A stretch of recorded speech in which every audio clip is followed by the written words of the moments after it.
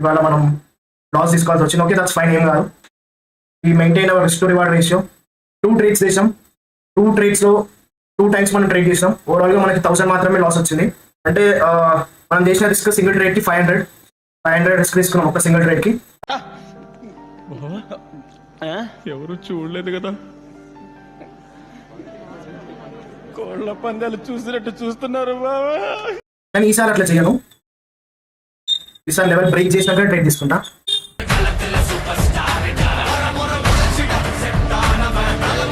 So ఓవరాల్గా మనం morning 1000 rupees లాస్లో ఉండే. సో నేను 1000 రూపీస్ లాస్ రికవర్ చేసి మళ్ళీ ఓవరాల్గా ఐ మేడ్ 1250 ప్రాఫిట్.